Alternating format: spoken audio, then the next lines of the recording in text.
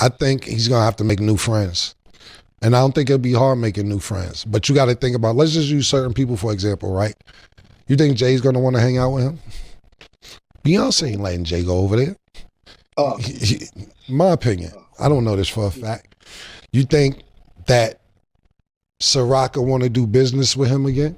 Because like you said, even if he's innocent, the shit we heard that definitely happened sound freaky and nasty. Cam'ron just let loose in a way that's got the whole hip-hop world talking. This isn't just some random rumor. This is coming from somebody who's been in the game for decades, seen the politics, and knows the players personally. And when Cam'ron starts breaking down the real reason why Jay-Z is keeping his distance from Diddy, you can tell there's more to the story than just friendship. The way Cam'ron tells it, this ain't just about a petty rap beef or old industry grudges. This is about image, business, and protecting the brand. We're talking billion-dollar decisions, powerful circles, and the kind of behind-the-scenes moves that most people will never see. When you hear Cam'ron explain it, you'll start realizing this might not be a temporary thing. This might be permanent. And he's not saying it in a disrespectful way either. It's more like he's pulling back the curtain on how somebody like Jay-Z really moves when certain headlines start swirling around. Think about it. Jay-Z and Diddy used to be seen together at events, on stage, in those exclusive Hamptons parties. Now, crickets. And if what Cam'ron's saying is true, those days are way over. Now the way he sets it up, there's some stuff in here that's going to make you say, oh, now it makes sense. But there's also some lines that'll have you wondering if this is about personal morals or just public perception. Either way, it's a peek into a side of Jay-Z we rarely get to see, and it's coming from a source that can actually speak on it without clout chasing. I'm telling y'all right now, this is one of those stories where every sentence makes you lean in a little bit closer because Cam'ron is being real casual about it, but you can tell he's choosing his words real carefully. He knows exactly what he's saying and exactly what it means for Diddy's future connections in hip-hop. Now I'm about to play this clip for y'all, but before I do, I just need you to like, leave your thoughts down below in the comment section, and subscribe. Let's get into it. Let me ask you a question. Even if I think he's going to beat it, I guess it would be time served for getting caught with, to me, from what I know about the guns and the drugs, maybe time served. I don't know. I think he's going to beat it because it's just some freaky shit. It sounds like a bunch of freaky shit to me, but if he beats it in the trial and come home, how you think people going to accept him? Is niggas still going to puff parties? Is niggas still going to do music with him? Like, how do you think people, you know what I mean? Like, because even though he's not guilty, you're still guilty in niggas' eyes. So yeah, in public perception. Yeah. So how you think it, how you think it's going to be for him? Or should he just take all that money and just go somewhere and just never come back? What you think? I think he's gonna have to make new friends. And I don't think it'll be hard making new friends. But you got to think about, let's just use certain people for example, right? You think Jay's going to want to hang out with him? Beyonce ain't letting Jay go over there. My opinion. I don't know this for a fact.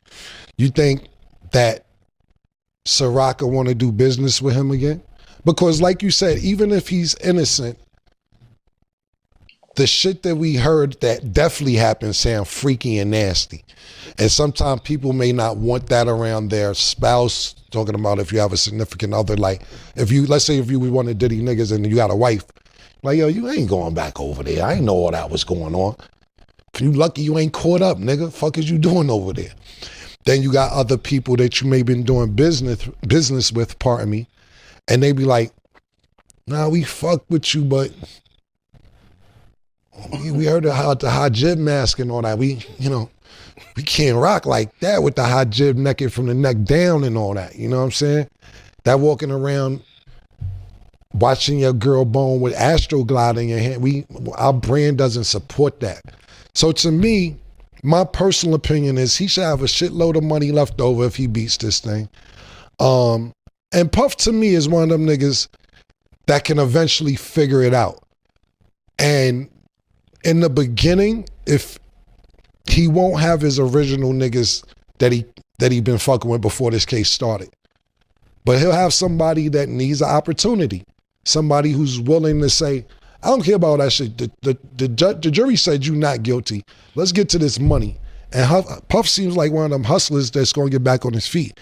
Then eventually what'll happen is, if he does get back on his feet, gets one of them $250,000 deals, $500 million deals, all the old friends will double back eventually. Fuck you been, nigga. Fuck is it, nigga? Nah, after you got out the line and chopping, fuck is happening, nigga? And I think that's how it'll go if he beats this situation. All right, I'm gonna use you for instance, like say like, you know, Puff driving and see you, because y'all was, you know, like y'all was cool before I seen him on the boat party. You know what I mean? He had his girlfriend and he came to the boat party or whatever. So say like he see you and want to get a little video for Instagram, like, yo, I'm with my nigga Killer or whatever. Like, is your attitude different? Like, how does this work? I don't know how this works. I look, total straight up in there. I never had a really great relationship with Puff. Not saying good or bad. That doesn't mean, we just never really hung out. Even when Mace was signed to Bad Boy, I never really was around Puff that much. Even when you seen him on the halftime show on It Is What It Is, when his boat came to my boat. The real reason that we met up is because, first of all, I asked Mace if we should meet because I'm not going to do anything to damage my friendship with Mace. Just to go have a meeting with Puff. My friendship with Mace means way more to me to have my brother back in my life than going to talk to Puff. So I had talked to Mace about doing this first. But the reason we met was, we're not putting Mace business out there. And nothing personal, it was business because Mace wanted his publishing back, but we talked about that. He wanted, when he was with Revolt, he wanted to make a deal, or he had a deal on the table for It Is What It Is. And I went to meet him and he came, we was on a boat and we talked about what the deal would be for It Is What It Is. But the money me and Mace was requesting, they couldn't come up with that kind of money. So that's the reason you seen us all on the boat that time. It was more of a business meeting. But you know, my business meetings contain strippers sometimes. And that's how that went. But I don't have nothing bad against Puff. I don't have nothing negative to say about him. I don't really know him that well, but every time we seen each other, it was nothing but respect. But as far as him wanting to take a picture, son, if he's innocent, fine, let's take a picture. I don't give a fuck. I'm not getting caught up on all that.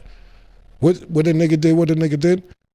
You got O.J. Simpson, God bless the dead, Uncle O, guilty in public perception for 30 years.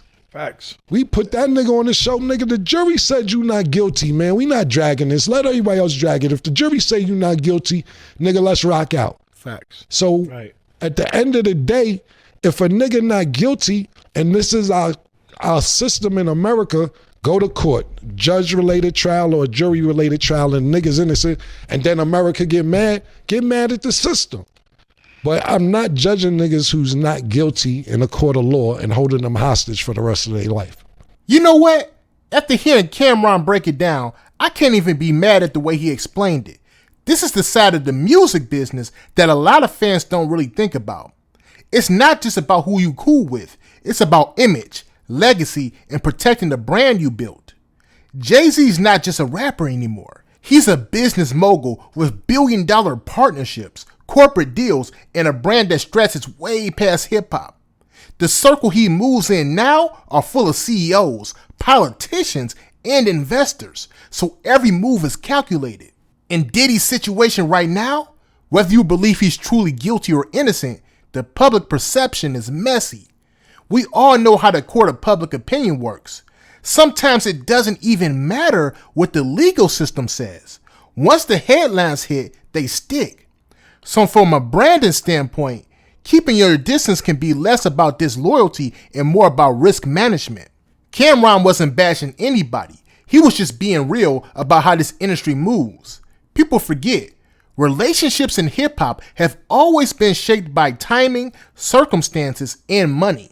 There's a reason why we've seen certain artists disappear from each other's orbit for a while, then link back up when the moment's right. And honestly, I respect that Cameron didn't try to twist it into some wild gossip.